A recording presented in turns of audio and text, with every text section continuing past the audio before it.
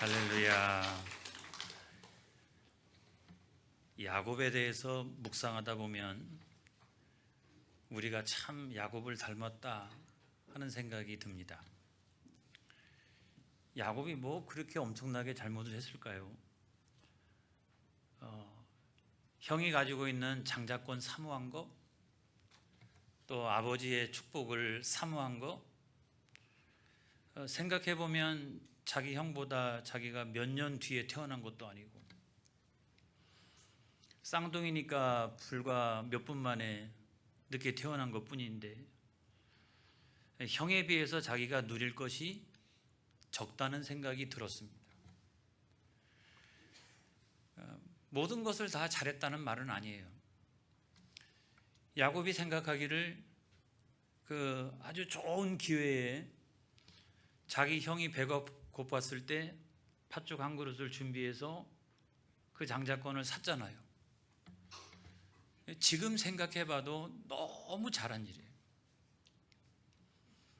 그런데 한 가지 유일하게 걸리는 것은 아버지 이삭의 축복을 받기 위해서 아버지를 속인 것, 그리고 또 아울러서 자기 형 에서를 결과적으로 속이게 된 것, 이거는 늘 마음에 걸리는 거예요. 그럼에도 불구하고 무슨 생각이 드느냐, 인간은 원래 그래. 인간이 어떻게 다 완벽할 수가 있느냐. 인생이라고 하는 것은 우여곡절이 다 있는 거지. 잘하는 것도 있고 잘 못하는 것도 있고 그런 거 아니야? 그러면서 자기를 합리화시키기 시작을 했습니다. 여러분, 그렇게 자기를 합리화시키다 보니까 야, 이제 모든 것은 다 끝났어. 이제부터는 꽃길만 걸어올 때 이제 좋은 일만 있을 거야. 복된 일만 있을 거야. 그런 생각이 들잖아요. 자기가 앞으로는 그렇게 살아갈 거라고 생각을 했어요. 그런데 여러분, 그 결과 어떻게 됐습니까? 아버지가요, 막 몸을 부들부들 떨면서 분노하고 있고요. 자기 형이요, 우리 아버지 죽기만 해봐라. 아주 그냥 너는 오늘 나한테 죽는다, 그런 마음을 가지고 있었잖아요. 그래서 자기 어머니 리브가의 기주로 말미암아 외삼촌 라반의 집으로 도망치는 그런 인생이 되었습니다. 여러분, 자기가 생각했던 그 기대하고는 정반대의 삶을 살아가기 시작했어요. 여기 성경에 보면 브엘세바에서 하란까지 갔다라고 말씀하고 있는데, 창세기 28장 10절에 있는 말씀을 보겠습니다. 시작. 야곱이 브엘세바에서 떠나 하란으로 향하여 가더니. 브엘세바에서 하란까지 거리가 얼마나 되나 하고 봤더니 여러 주석에 찾아보니까 약 한 1000km가 된다고 그래요. 감이 오지 않지 않습니까? 근데 부산에서 출발해가지고 서울까지 거리가 447km예요. 부산에서 출발해가지고 평양을 지나서 신의주까지 가면은 그게 800km예요. 그러면 1000km라고 하는 거는 압록강 건너가야 돼요. 압록강 건너서도 중국 땅 한참 들어가야 돼요. 그런데 그거를 걸어서 가게 되었습니다. 그런데 걸어가면서도 무슨 생각이 드냐면 억울하다는 생각이 드는 거거든요. 야, 억울하다. 하나님 살아계신 거 맞아? 하나님 계신 거 맞아? 내가 우리 아버지의 축복을 기대한 거 왜? 내가 뭘 그렇게 엄청나게 내가 그 잘못을 했다고? 어머니도 없이 지금 도망치는 인생이 되었으니 나는 망하게 되었도다. 억울하다, 억울하다, 억울하다. 하나님 계신 거 맞아? 하나님 안 계신 것 같다. 우리 아버지를 생각해 보면 하나님 살아계신 것 같고, 우리 할아버지를 생각해 보면 하나님 살아계신 것 같은데 나의 하나님은 안 계신 것 같다는 생각이 드는 거예요. 나의 하나님은 안 계신 것 같아요. 나는 망하게 되었도다. 내 인생의 해는 졌도다. 그렇게 생각을 한 거죠. 여러분, 창세기 28장 11절에 있는 말씀에 보면 다 같이 시작. 한 곳에 이르러는 해가 친지라. 거기서 유숙하려고 그곳에 한 돌을 가져다가 베개로 삼고 거기 누워 자더니 그랬어요. 자기 인생이요, 해가 진 것 같아요. 그리고 돌베개를 베고 자고 있는데 여간방도 아니고, 그러니까 얼마나 기가 막힙니까? 나는 망하게 되었도다. 하나님은 안 계신 것 같아. 할아버지한테는 모르겠고 아버지한테는 모르겠지만은 나한테는 하나님이 안 계신 것 같아. 여러분, 그런 마음을 가지기 시작을 했다는 거죠. 왜 이렇게 되었을까요, 여러분? 야곱이 신앙이 있어 보여요? 신앙이 없어 보여요? 이때 당시 야곱은 어떤 영적인 상태였을까요? 저는 이때의 야곱의 영적인 상태는 믿음이 있어 보이지만 그래도 하나님을 진실되게 만나본 적이 없다라고 생각을 합니다. 하나님을 진실되게 만나지 않은 거예요. 그런 체험이 없는 거예요. 여러분, 제가 무슨 신비주의적인 체험을 강조하는 게 아니에요. 목사님, 내가 어느 날 길을 가다가 하나님을 만났어요. 이런 어떤 신비한 체험을 제가 이야기하는 게 아니에요. 믿음의 확신을 얘기하는 거예요, 여러분. 믿음의 확신. 내가 믿음의 확신을 갖는 그 순간 하나님을 만난 거예요. 내가 말씀을 듣다가 예배를 드리다가 기도하다가 내게 확신이 드는 그 순간이 내가 하나님을 만나는 순간인 거예요. 여러분, 성경에도 있잖아요. 히브리서 11장 6절에 있는 말씀에 보면 시작. 믿음이 없이는 하나님을 기쁘시게 하지 못하나니 하나님께 나아가는 자는 반드시 그가 계신 것과 또한 그가 자기를 찾는 자들에게 상 주시는 이심을 믿어야 할지니라. 여러분, 우리가 하나님께 나아가는 이유는 하나님을 만나기 위한 거예요. 근데 하나님을 만나는 사람은, 또 하나님을 만났던 사람들은 하나님께서 살아계심을 믿습니다. 또 자기를 부지런히 열심히 찾는 사람들에게 상 주시는 이심이 믿어집니다. 할렐루야. 그런데 오늘 성경에 나와 있는 이 야곱은 제가 볼 때는 그가 죄 때문에 하나님을 찾지도 못하고 하나님을 만나보지도 못한 그런 영적인 상태를 가지고 있는 사람이라는 생각이 들어요. 우리가 생각할 때는 좋은 가문에 태어났고 믿음의 가문에 태어났지만은 여러분, 그가 믿음이 있어 보이는데도 결국 보면 믿음이 없어요. 그런 하나님을 만난 체험이 없기 때문에 하나님에 대한 확신이 없어요. 그러니까 그의 영적 상태는 뭐냐면 영적으로 죽어 있는 상태라는 거죠. 그런데 그런 영적 상태를 가지고 있는 야곱을 향해서 하나님이 일방적으로 찾아오십니다. 왜 그랬을까요? 지금 막 이제 하나님을 찾고 부르짖고 있는 것이 아닌데도 불구하고 어느 날 하나님이 찾아오셨어요. 왜 그랬을까요, 여러분? 하나님의 택하신 자녀니까. 하나님의 택한 자녀가 이렇게 살아가면 안 되니까 하나님이 직접 찾아오신 거예요. 목사님, 그 증거가 어디 있습니까?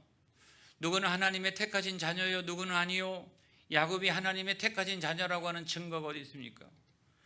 여러분, 제가 창세기 25장 23절에 있는 말씀을 읽으면 여러분들이 깜짝 놀라실 거예요. 다 같이 시작. 여호와께서 그에게 이르시되 두 국민이 내 태중에 있구나. 두 민족이 내 복중에서부터 나누이리라. 이 족속이 저 족속보다 강하겠고 큰 자가 어린 자를 섬기리라 하셨더라 그랬어요. 여러분, 어머니 태중에 있었을 때, 아니 만세 전부터 하나님께서 세상에 두 민족이 있대요. 심지어는 쌍둥이요, 어머니 태중에 있는데도 불구하고 두 민족이 나누이리라. 두 국민이 나눠지게 될 것이다. 그래서 한 민족은 누구냐? 하나님께서 택하신 백성들이요. 또 다른 민족은 뭐냐? 그 정반대인 거죠. 여러분, 이렇게 두 국민이 있다라고 성경은 말씀하고 있어요. 그런데 야곱은 하나님께서 택하신 자녀가 분명한 게 하나님께서 큰 자가 작은 자를 섬기게 될 것이다. 여러분, 큰 자라고 그러면은 에서를 말하는 거 아니겠어요? 작은 자는 야곱을 말하는 거 아니겠어요? 근데 이렇게 아주 활달한 성격을 가지고 있는 그 에서가 세상에서는 잘 될지 몰라도 반드시 야곱을 섬기게 될 것이다. 이렇게 말씀하고 있는 거예요. 여러분, 오늘날 예수 믿는 나라와 예수 믿는 국민과 그 민족이 잘 됩니다, 여러분. 오늘날 우리가 세상의 역사를 살펴보게 돼도 크게 보면 영적으로 볼 때 어떤 나라와 어떤 국민이 잘 되느냐. 여러분의 형제들도 한번 생각을 해보세요. 우리 주변도 한번 생각을 해보세요. 보편적으로 보면 예수 믿는 국민, 예수 믿는 민족이 잘 됩니다, 여러분. 할렐루야. 그건 하나님의 섭리라고요. 그래서 야곱은 비록 작은 자였지만 성격도 온전한 사람이었지만은 하나님께서 택하신 자녀라는 거예요. 할렐루야. 그래가지고 하나님께 나타나셨는데 어떻게 나타나셨느냐? 꿈속에서 나타나셨어요. 그래가지고 뭐 3번을 보여주시는데 성경을 보겠습니다. 창세기 28장 12절에 있는 말씀에 보면 시작. 꿈에 본즉 사닥다리가 땅 위에 서 있는데 그 꼭대기가 하늘에 닿았고 또 본즉 하나님의 사자들이 그 위에서 오르락 내리락 하고. 자, 첫 번째로 본 건 뭐예요? 사닥다리를 본 거예요. 그런데 이 사닥다리는 하늘로부터 야곱에게 직접 내려와 있는 거예요. 그러니까 거룩하신 하나님이 죄 많고 속임수가 많은 야곱과 직접 교통을 나누기 위해서 유일하게 이 사닥다리를 내려주신 거예요. 할렐루야. 그러니까 이 사닥다리는 뭘 예표해 주고 있느냐? 거룩하신 하나님이 죄 많은 인간을 만나는 유일한 통로인 거예요. 유일한 통로인 거예요.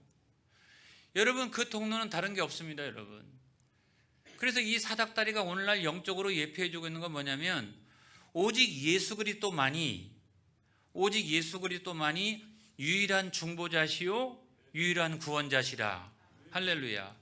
그래서 우리가 하나님의 은혜의 보좌 앞으로 달려나가기 위해서는 이 사닥다리가 되어주시는 예수 그리스도를 통하지 않고서는, 이 중보자와 구원자를 통하지 않고서는 그 누구도 하나님께로 절대로 올라갈 자가 없느니라. 할렐루야. 이거를 우리들에게 나타내주고 있는 거예요. 아이고 목사님, 그거 너무 영적인 해석 아니에요? 그런데 여러분, 제가 늘 말씀드리죠. 구약은 그림자와 같다. 근데 신약은 거울로 보는 것과 같다. 여러분, 이 똑같은 본문에 대해서 요한복음 1장 51절에 있는 말씀에 보면 시작. 또 이르시되 진실로 진실로 너희에게 이르노니 하늘이 열리고 하나님의 사자들이 인자 위에 오르락 내리락 하는 것을 보리라 하시니라. 여러분, 이 성경의 말씀에 보면 구약이 이야기했던 사닥다리가 누구인지 무엇을 예표하고 있는지를 우리가 정확하게 몰랐지만은 요한복음에 있는 이 말씀을 보면 그 인자 위에 하나님의 천사들이 오르락 내리락 한다는 거예요. 할렐루야. 그래서 그 사닥다리는 우리에게 인자가 되시는 예수 그리스도를 예표한다라고 하는 사실을 여러분 믿으시기 바랍니다. 그래서 사도행전 4장 12절에 있는 말씀에도 보면 우리가 다른 방법이 없어요. 시작. 다른 이로서는 구원을 받을 수 없나니 천하 사람 중에 구원을 받을 만한 다른 이름을 우리에게 주신 일이 없음이라 하였더라. 그러니까 오직 예수님이 아니고서는 우리가 구원에 이를 수 없다는 거예요. 하나님의 은혜의 보좌 앞에 나아갈 수가 없다고 성경은 말씀하고 있어요. 그래서 유일하게 예수님만이 중보자가 되세요. 우리가 하나님 앞에 기도해도 예수님의 이름이 아니고서는 절대로 하나님께서 응답을 주시지 않는다. 일반 은총은 모든 사람들에게 다 공이 있지만은 특별한 하나님의 은총은 오직 예수 그리스도를 통하지 않고서는 하나님 앞에 상달되어질 수가 없다. 여러분 성경에 있는 거예요. 요한복음 14장 13절로부터 14절에 있는 말씀에 보니까 시작. 너희가 내 이름으로 무엇을 구하든지 내가 행하리니 이는 아버지로 하여금 아들로 말미암아 영광을 받으시게 하려 함이라. 그래서 그 예수 14절 내 이름으로 무엇이든지 내게 구하면 내가 행하리라. 그러니까 예수 그리스도의 이름이 아니고서는 우리가 어떠한 그 기도를 해도 소용없다는 거예요. 그래서 오직 예수님만이 우리들에게 유일한 중보자가 되신다. 그래서 우리는 이단의 교주의 이름도 아니고 사이비의 어떤 교주의 이름도 아니고 오직 예수 그리스도 그 이름으로 기도할 때 하나님께서 연락하여 주시는 줄로 믿습니다. 할렐루야.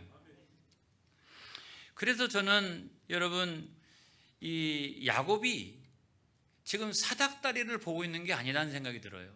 물리적으로. 지금 물리적으로 사닥다리가 보여지긴 합니다만은 영적으로 보면 구약 시대에 현현하신 예수 그리스도를 보고 있는 거예요. 이게 사닥다리만 보고 있는 게 아니라고 하는 거예요. 여러분 그걸 믿으시기를 바랍니다. 그런데 이제 두 번째로 본 건 뭐냐면 두 번째로 그 위를 오르락 내리락 하는 하나님의 사자들을 보았어요. 하나님의 사자는 천사를 말하는 거잖아요. 그런데 하나님의 사자가 뭘 하고 있어요? 하나님과 인간 사이에, 하나님과 당신의 택하신 자녀 사이에 가교 역할을 하고 있는 거죠. 어떤 전령의 역할을 하고 있는 거예요. 전령의 역할.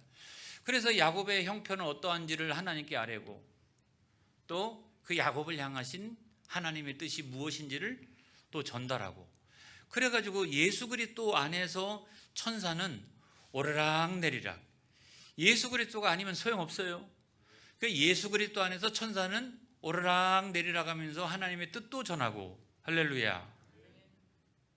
그리고 우리의 처지와 형편이 어떠한지도 하나님께 다 아뢰고, 할렐루야. 이런 어떤 전령의 역할을 하는 것이 바로 하나님의 천사들이다. 그런데 여러분 세 번째 본 것이 있습니다. 뭐냐면 하나님이 그 높은 보좌 위에서 언약의 말씀을 주시는 거예요. 할렐루야. 언약의 말씀을 주시는데 창세기 28장 13절로부터 14절에 있는 말씀에 보니까 시작. 또 본적 여호와께서 그 위에 서서 이르시되 나는 여호와니 너의 조부 아브라함의 하나님이요 이삭의 하나님이라. 내가 누워있는 땅을 내가 너와 내 자손에게 주리니 내 자손이 땅의 티끌같이 되어 내가 서쪽과 동쪽과 북쪽과 남쪽으로 퍼져나갈지며 땅의 모든 족속이 너와 내 자손으로 말미암아 복을 받으리라. 아멘. 할렐루야.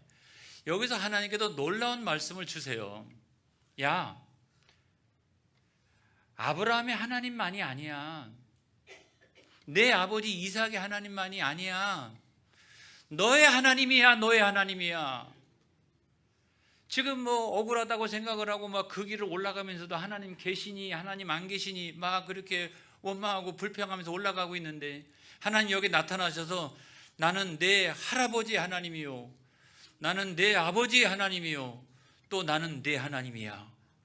너는 언약의 계승자야. 너는 택하신 자녀야. 할렐루야. 너는 축복의 계승자야. 할렐루야. 여러분이 우리가 이것을 신학적으로 뭐라고 얘기하냐면 중생의 은혜라고 말합니다. 하나님이 일방적으로 나에게 중생을 체험케 하시는 거예요. 이거를 여러분 깨닫기 시작하는 거예요. 자, 지금부터 제가 매우 중요한 이야기를 하려고 합니다. 뭐냐면 그리고 난 다음부터 하나님께서 동행을 시작하신다는 거예요. 함께 하신다는 거예요. 우리가 한번 지도를 한번 볼까요? 제가 지도가 있는데 저 밑에 보면은 브엘세바가 있죠. 브엘세바. 네모 안에 맨 밑에. 그리고 저 위에 보면은 뭐가 있어요? 하란이 있어요. 근데 여러분 이 거리가 이 사실은 엄청난 거리라고 하는 거예요. 근데 저 네모 박스 안에 있는 것을 우리가 조금 더 살펴보게 되면 저 안에 뭐가 있냐면 브엘세바에서 출발한 지 얼마 안 돼서 베델에서 하나님을 만나게 돼요. 다음 그림. 자, 여기 보면 이게 박스 안에 있는 것을 보여주고 있는 거예요. 브엘세바에서 출발했어요. 베델은 꺾어지기 전이에요. 전체 거리를 제가 이렇게 재보니까 하란까지 거리에 한 10분의 1밖에 안 돼요. 내가 거기서 하나님 만났거든요. 내가 하나님 만났는데 인생은 여전히 광야예요. 인생은 여전히 어둠 가운데 있는 거예요. 여러분, 그럼에도 불구하고 하나님 만나고 난 다음에 달라진 것이 두 가지가 있는데, 하나는 뭐냐? 하나님께서 언약을 주셨다는 거예요. 우리가 아까 읽었던 말씀 그대로 하나님께서는 언약을 주셨어요. 언약을. 그리고 이 언약을 세 번째로는 이 언약을 다 이룰 때까지 내가 너를 떠나지 아니하신대요. 그러니까 하나님이 우리들에게 어떤 약속의 말씀만 주신 것이 아니라 내가 그 말씀을 다 이룰 때까지 너를 지키며 너를 이끌어 돌아오게 하며 이 허락한 모든 것들이 다 이루어질 때까지 내가 너를 떠나지 아니하리라. 동행에 대한 약속을 하시고 있는 거예요. 여러분, 창세기 28장 15절에 있는 말씀을 보겠습니다. 시작. 내가 너와 함께 있어 내가 어디로 가든지 너를 지키며 너를 이끌어 이 땅으로 돌아오게 할지라. 내가 내게 허락한 것을 다 이루기까지 너를 떠나지 아니하리라 하신지라. 그러니까 우리가 믿는 하나님은 신약, 구약, 언약의 말씀만 주시는 것이 아니고 이 말씀이 다 이루어질 때까지 우리와 함께하여 주시는 하나님이시라는 사실을 믿으시기 바랍니다. 나와 동행하여 주시는 하나님이시라는 사실을 여러분 믿으시기를 바랍니다. 그러니까 막 눈이 확 열린 거예요. 지금 형편이 나아진 거 아니에요. 그런데 뭐부터 열리느냐? 눈부터 열렸어요. 눈부터. 그 다음부터는 막 지금까지 원망하고 불평하면서 그렇게 살아왔는데 지금부터는 할렐루야 찬양하면서 그 길을 가고 있는 거죠. 왜? 눈이 열렸으니까. 눈이 열렸으니까. 그래서 창세기 28장 16절로부터 17절까지 있는 말씀에 보면 시작. 야곱이 잠이 깨어 이르되 여호와께서 과연 여기 계시거늘 내가 알지 못하였도다. 이에 두려워하여 이르되 두렵도다. 이곳이요 이것은 다름 아닌 하나님의 집이요 이는 하늘의 문이로다 하고. 자, 지금까지는 왜 좌절하고 낙심했냐면 하나님은 우리 할아버지와 함께 하시고 우리 아버지와 함께 하시고 그리고 할아버지가 거하고 있는 그 장막이나 아버지가 거하고 있는 그 장막 가운데 하나님은 임재하신다고 생각했어요. 내가 거기서 쫓겨났으니까 나는 아무것도 아니에요. 여기 하나님이 나와 함께 하실 거라고 하는 생각을 못했어요. 그런데 하나님 나타나셨잖아요. 임재하셨잖아요. 그래서 이곳이야말로 하나님의 집이로다. 할렐루야. 베델이다. 여러분, 이스라엘 백성들이 잘못해가지고 바벨론의 포로로 잡혀갔을 때에도 하나님은 거기에 계신 줄로 믿습니다. 우리 모든 삶의 고난의 현장에서도 하나님은 교회당에만 계셔. 하나님은 그런 게 아니에요. 여러분, 내가 고난당하고 있는 모든 삶의 현장에도 눈이 열려서 보면 하나님은 내 앞에 계신다. 할렐루야. 그리고 그곳이야말로 하나님의 집이요 하나님의 임재가 이루어지는 곳이요 하늘의 문이 열린 곳이로다. 할렐루야. 그래서 문제가 있을 때마다 여러분 우리는 기도해야 합니다. 여러분, 그 한복판에서 지금 하나님 임재하시고 있고 하나님 내 아버지는 오늘도 내가 아버지요 라고 부르면 하나님 기도를 들어주신다. 여러분, 그걸 믿으시기를 바랍니다. 할렐루야. 이거를 신학적으로 뭐라고 얘기했냐면 하나님의 편재성이라고 말합니다. 하나님은 교회당 안에만 계신 분이 아닙니다. 여러분의 모든 삶의 현장 가운데 이 나라와 이 민족 가운데도 하나님은 언제나 우리와 함께하여 주신다. 이 사실을 믿으시기 바랍니다. 하나님은 무소부재하신 하나님이세요. 이걸 믿으세요. 여러분, 그것이 딱 믿어지는 순간 회심하는 역사가 막 일어났어요. 이게 회심하는 역사. 야, 내가 이제 인생을 잘못 살았구나. 지금까지 하나님을 만나고 나니까 내가 인생을 새롭게 살아가야 되겠도다 라고 생각해서 가장 먼저 첫 번째로 달라진 것이 있나니 그게 뭐냐면 예배예요. 내가 그 하나님을 예배하는 예배자로 평생을 살아가겠나이다. 여러분, 그래서 창세기 28장 18절로 19절의 말씀에 보면 시작. 야곱이 아침에 일찍 일어나 베개로 삼았던 돌을 가져다가 기둥으로 세우고 그 위에 기름을 붓고 그곳 이름을 베델이라 하였더라. 이 성의 옛 이름은 루스더라 그랬거든요. 여러분, 베델이라고 하는 말은 하나님의 집이라고 하는 말이에요. 그런데 여러분, 예배 환경이 얼마나 안 좋아요. 여러분, 돌 하나 있고 기름 붓고, 사실은 이거 이방인의 전통이에요. 그런데 돌 하나 두고 그 다음에 거기다 기름 붓고 그렇게 했다는 거죠. 예배 환경이 엉망이잖아요.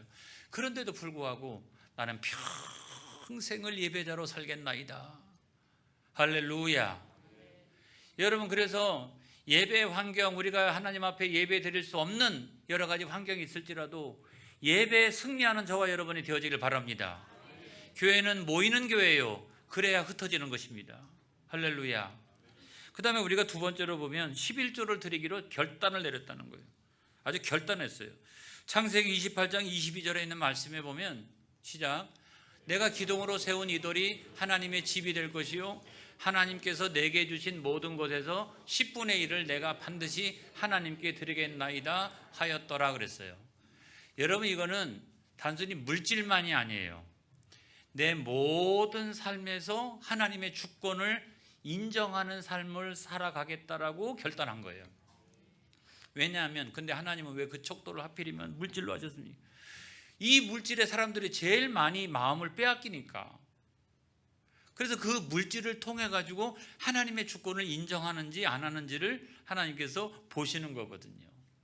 그 다음에 세 번째로 보면 이제는 하나님 원하시는 삶을 살겠습니다.